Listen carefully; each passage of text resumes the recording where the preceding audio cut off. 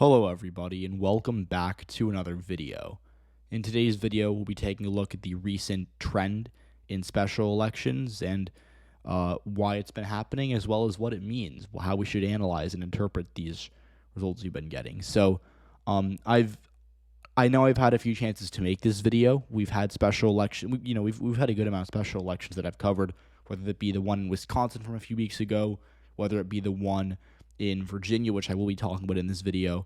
And even last year, we had special elections in Alaska and New York, which both were really big victories for Democrats. We saw Democrats outperform in Nebraska and Minnesota as well, even though they did not win those seats. They came reasonably close. And so the last really good special election night for Republicans was probably the Texas special election back in May, or maybe it was early June, I don't remember, but it was late spring 2022. That was when Myra Flores picked up her seat against Dan Sanchez in South Texas. And that seat, of course, flipped blue in November. It flipped back to the Democrats. But that was a good night for Republicans. But again, that was the last good night they had, even in general. Even the midterm elections were not what I would consider to be a good night for Republicans. Democrats outperformed almost every expectation that was placed ahead of time. So I'm going to be kind of addressing why Republicans have just not had good election nights, especially in special elections, and what it really means. So I'm choosing to do this right now because on Tuesday night there was a referendum in Ohio, and you probably heard about this if you watched my video on it, which again I will talk about that in a second. But I did make a video on it, and I discussed my prediction for it. And again, I was correct. I did have no winning by 12. They won by 14. I got a couple counties wrong, but I was overall pretty satisfied with that prediction. The one thing that I do want to talk about with that video just briefly here is a lot of people in my comment section were telling me that they wanted me to elaborate more on, like the potential impacts of issue 1 passing, which it did not, obviously, and they wanted me to kind of provide more further commentary. I don't disagree with what the nature of what the comments were saying, but I'm not necessarily a political commentator. I'm not, Ben Shapiro. I'm not Kyle Kalinske. And I'm certainly not, anyone on that you'd see on cable TV.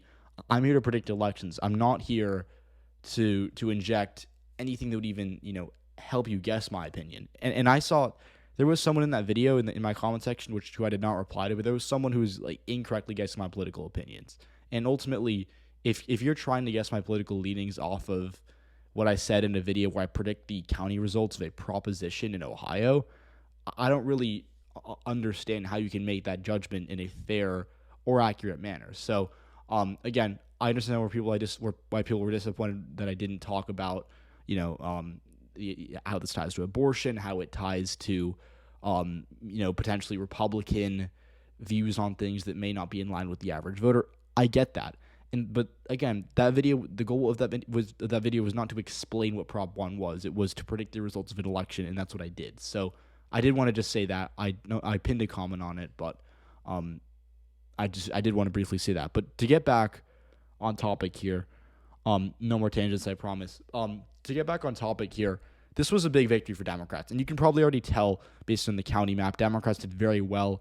Or the no side did very well in Democratic areas like Cincinnati, Columbus, Cleveland, all dark orange. And then the yes side did very well in the rural areas out in these more conservative parts of the state. And so that is obviously a pretty good, any map you can see is a good indicator of which party supports which.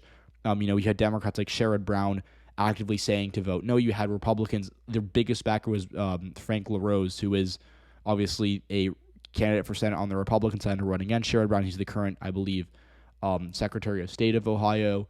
And, again, there are a lot of really, really important implications of this referendum. And what I'm going to stick to is the electoral side of it, which was Republicans endorsed yes, Democrats for the most part got behind no. And you could probably tell just based on the way we saw the messaging work, we saw the no side really employ, look, this is an abortion election yet again. We saw the yes side actually have posters. I think I had it on my thumbnail. Or no, I didn't. But I did see a sign for, vote yes. that was funded by the Ohio Right to Life organization. So there were definitely things that were, causes that were involved in this referendum and that were pushing for a certain result. But this was unambiguously a victory for Democrats because of that, regardless of what you think of the results of this. This was unambiguously a victory for Democrats solely because of the way things voted. We saw, the will of Cleveland, Cincinnati, and Columbus really dominate statewide, and we saw obviously Democrats, like I mentioned, Sherrod Brown backing the no side. That is a really good result for the more progressive or Democratic side of politics in Ohio. So this kind of checks out when you consider the broader scope of recent special elections. The most recent one we had prior to this was the Wisconsin one, which I could not find on NYT, but it was a Trump district in the exurbs of Milwaukee, and Democrats outperformed by like 9 or 10 points there. Big showing in a competitive part of a competitive state.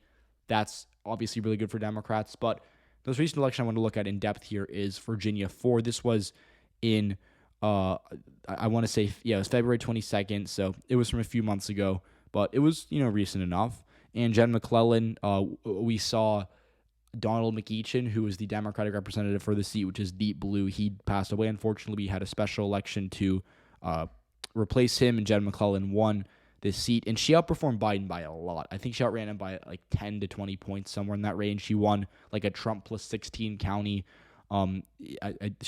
Dinwiddie's one of them that she won that voted for Trump by a pretty good amount. I believe she also, Greensville is also pretty conservative. And so there were obviously parts of these counties that were cut off from other districts, but McClellan did outperform Biden in every county, and she did win some Trump counties in the process. So that's another example of a Democratic performance. But let's talk with some more famous ones. This one obviously wasn't competitive, but New York 19 was competitive. That was last year. I remember this election very well. I was very happy with my prediction here. I predicted Pat Ryan to win. Most people had Molinaro winning by a good amount. Pat Ryan won by a little over 2%. And so that's another example of Democrats winning special elections. It is mostly because Pat Ryan ran it up in Ulster County, which I believe is one of the larger counties in the district. That's where he's from, as well as Columbia County. And so this is kind of where last year at least, you've watched my channel back in August of last year, this was one of the first really, really good indicators there wasn't going to be a red wave. It was because Democrats outperformed with educated voters, who, by the way, are the most likely demographic to turn out in off-year elections. Because, again, voters with college degrees are likely to be tuned into politics, likely to know there's an election, even if it's, an off-year election that doesn't, really matter too much. And they're most likely to turn out the highest rate. We saw a similar thing in Minnesota District 1. This was a special election in, I believe, July of last year. Brad Finstad, Republican, won the seat, but it was a Trump plus 11 district, and he only won it by 4% against Jeff Ettinger, who was a good candidate, but certainly not an impressive showing. And again, if you go back, you look at these results, Olmsted County, that's where Rochester is, a very good performance for Jeff Ettinger. He actually flipped Mower County, which voted for Trump, and I believe he outperformed Biden by a good amount in Winona County, as well as Blue Earth and Nicollet County, which are both more educated. But again, Rochester, that's the city that's most influential of the district. The counties around are, pretty educated, and Jeff Ettinger did very well there compared to Joe Biden. And so again, why was that? Because we saw educated voters turning out more as a share of the electorate. Obviously, you never see special elections have higher turnout than presidential elections. That would be crazy. But the group where the turnout drops off the least is educated voters. Now, the final good example of this is Nebraska's 1st District. This was in June of 2022. This was a seat that voted for Trump by, I believe, over 12%. And Democrats lost it by, 6.4. So it was a good showing for them. Mike Flood obviously did win this race, but we saw Democrats do very well in Lancaster County. That is where Lincoln, Nebraska is, if I zoom in here for you. And you'll see Lancaster County is generally a light blue county. Biden won it by single digits. Patty Pansy Brooks won it by 13. And then you go over to the suburbs of Omaha, Sarpy County. This is a really good example of kind of a Nebraska bellwether. It's a Republican-leaning county, but it's been trending left in recent years. Democrats came within, 5.4% of winning it. So, again, educated counties making up a larger share of the electorate, and Democrats are outperforming there. And so to tie this back to Ohio, if you look at where Democrats did well, or where the no side did well, but I'm going to refer to them as Democrats at the left just because that's quite frankly what the, backers of this, side were. They did well in educated counties. Delaware County, which is among the most left-trending counties in Ohio, most educated, most suburban, I guess you could say. This county has not voted for a Democrat at the presidential level in at least since Lyndon B. Johnson, if not more. I don't know who it voted for in 1964, but that's generally the most recent election, which a lot of these counties voted Democrat, and if it wasn't that, it was even 50 years before that. But Delaware County overwhelmingly said no. That again, this is a more pro-choice area of Ohio. It did vote for Trump in 2020, and it could do that again in 2024. I would say it's a toss-up, but again, important to note that Delaware County, very pro-choice. We also saw this in the suburbs of Cincinnati. They all narrowly voted yes. Butler County was especially close. It was literally just 500, 600 votes. But Warren County, 6% there, 8% in Claremont County. So, it was pretty close. And again, these are all, Butler County was Trump plus 24, and it was the closest of these counties. These are Trump plus 30 or something like that. I don't know the exact amounts, but they were all very, very conservative or Republican in 2020. And we saw, again, like I said, that the no side did outperform here. And mostly because a lot of the voters that turned out for this election were educated. The educated voters made up a higher share of the electorate, and these voters are mostly pro-choice, even in red areas, even in Ohio, in very Republican suburbs, still much more pro-choice than you'd expect. The fact that in Butler County, which has been one of the reddest, most influential counties of the Republican coalition in Ohio for a very long time, the fact that the yes side only won here by 0.6%, pretty crazy to think about. And so that's another example of how we are definitely going to, see in 2024 Biden, Brown outperform here. Definitely they won't win Butler County, but they'll outperform here. And so that is just kind of, like I said, key indicator of where Democrats are gaining. And so obviously I would be lying if I said that working class areas were also not pretty good for this. You go to Mahoning County, pretty infamous. That's where Youngstown is. It did pretty well here as well. But when you compare it to previous elections, Delaware County was a much more interesting trend, much more severe trend, I guess you could say, because Mahoning County was Trump plus 1, Delaware was Trump plus 6. So it definitely did trend more towards the liberal progressive side of this referendum. So that is kind of where we are today.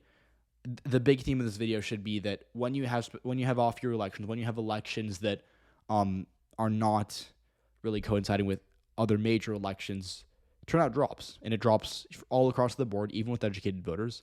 But the group it drops the least with is educated voters. So as a result of that, the pie chart, the share of the electorate, imagine if you have a pie chart, the percentage or the slice of that pie chart that is made up of educated voters, it, as a share of the pie, increases because they are the group that's dropping off the least in turnout. And so as a result of that, when Democrats are gaining with educated voters, when they're doing well with educated voters, especially on issues like abortion, which is one of the best issues for Democrats for educated voters, and what I mean by that is that educated voters might not vote Democrat, but they are almost always pro-choice.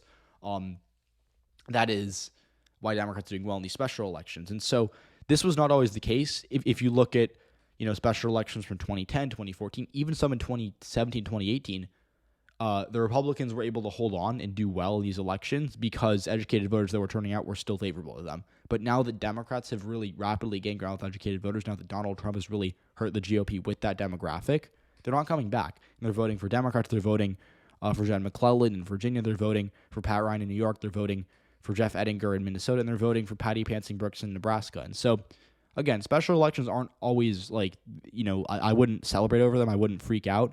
But what I will say is that they are a good indicator of where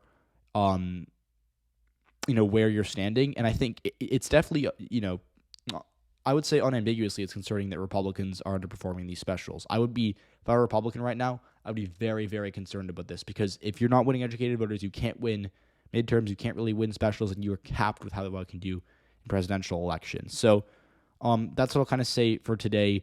the root cause of Republican underperformances in these special elections that have been going on for the past, over a year by now, is because they cannot win educated voters anymore. And when these voters are increasing as a share of the electorate, Republican votes just can't make up for it. So thank you so much for watching again. Let me know what you think in the comments down below. Tell me what you think about Ohio issue 1, the results from that election. And again, I'll see you all in the next one.